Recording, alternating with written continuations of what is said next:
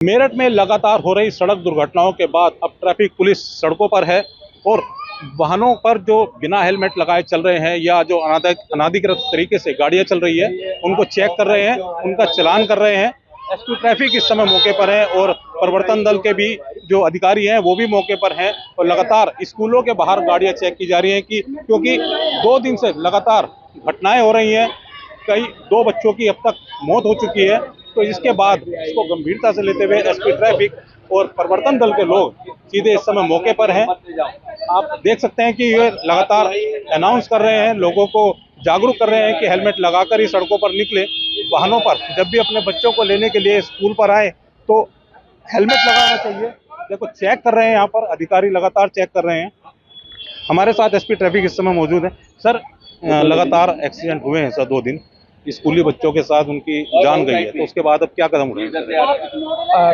इसके लिए traffic police, civil police और एआरटीओ तीनों का एक संयुक्त अभियान 15 दिवस का चलेगा। सारे स्कूलों के आसपास जितने भी वाहन हैं उनका सत्यापन होगा, उनके ड्राइवरों का सत्यापन होगा। उसी क्रम में आज एआरटीओ साहब के साथ और थाना सदर के साथ हम लोग मौके पर हैं और आप देख रहे हैं अभी स्कूली बच्चों का मतलब यहाँ पर छूटा है, स्कूल छूटा है।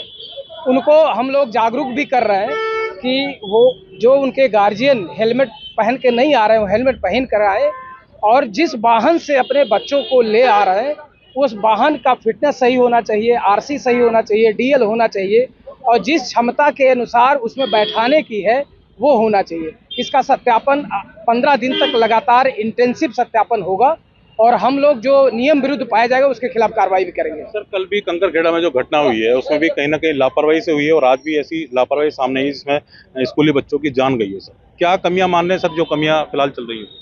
जो कल की जो घटना हुई बहुत दुर्भाग्यपूर्ण रही, हम लोगों को बहुत दुख है और उसी के बाद से हम लोगों ने एक सघन अभियान ये चलाया हुआ है कि एआरटीओ साहब के साथ ट्रैफिक पुलिस और सिविल पुलिस संयुक्त रूप से अभियान चला रहे हैं कि जो वाहन स्कूल के लिए आते हैं उनका रजिस्ट्रेशन का क्या है, फिटनेस है कि नहीं, जिस क्षमता का है वो है कि नहीं, जो साइड मिरर लगा है कि नहीं, स्कूल वाहन का रजिस्ट्रेशन है कि नहीं। इस तरह से सघन अभियान चला करके जो नियम विरुद्ध है उनके खिलाफ कार्रवाई करेंगे।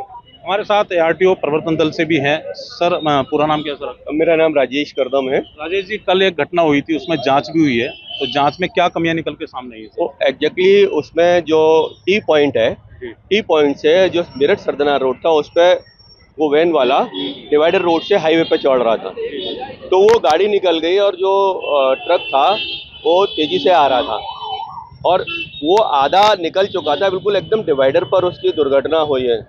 तो सामान्यतः जो टी पॉइंट से जब भी हम हाईवे पर एंटर करते हैं उसी वाहन चालक को ज़्यादा ध्यान रखना है कि भाई हम टी पॉइंट से या जहाँ इंटरेक्शन है या एल बन रहा है उससे जब हम दूसरे रोड पर जा रहे हैं, क्योंकि जो हाईवे का रोड है उस वाहन चालक को नहीं दिखाई देता कि भाई कौन निकल रहा है। तो वो सुविधा वो सामान्य ज्ञान है, वैसे तो ये वाहन चालक को ही रखना चाहिए ध्यान। जिस वाहन से दुर्घटना हुई है या जिस स्कूल वैन में जो बच्चे थे, सीएनजी सिलेंडर भी उसमें से बाहर निकल के गिरा है जो लीक हो रहा था, गाड़ी भी वो अनफिट बताई गई। क्या लगता है कि लापरवाही बरती जा रही है बच्चों को लाने ले जाने के लिए? देखिए, इस तरीके की लापरवाहियां सामने आ रही हैं कि प्राइवेट जो वाहन है उन प्राइवेट वाहनों को अभिभावक अपने स्तर से लगा लेते हैं और स्कूल में बच्चों को भेजते हैं। वह गाड़ी बिल्कुल निजी थी। जहाँ तक फिटनेस की बात है, 8 सीट से जो गाड़ी होती है प्राइवेट, उसमें समस्त में फिटनेस आवश्यक है और फिटनेस कराना उसकी आवश्यक इसलिए है कि वो मानते हैं कि चलती होगी। ऐसा माना 8 सीट से सभी प्राइवेट गाड़ियों की फिटनेस है, उसकी फिटनेस भी नहीं था और बीमारी। परंतु अभिभावक भी कभी पूछ लें कि भाई ये इसका प्रपत्र पूरे नहीं है।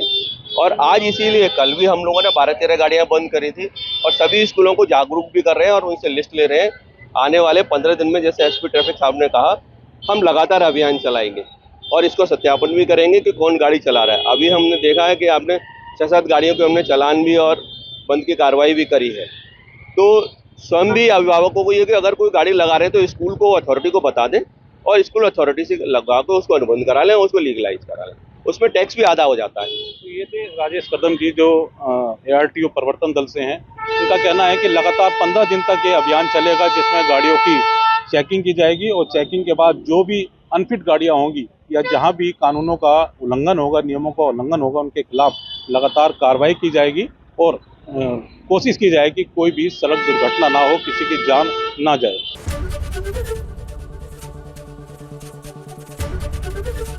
ABP गंगा, खबर आपकी, जुबान आपकी।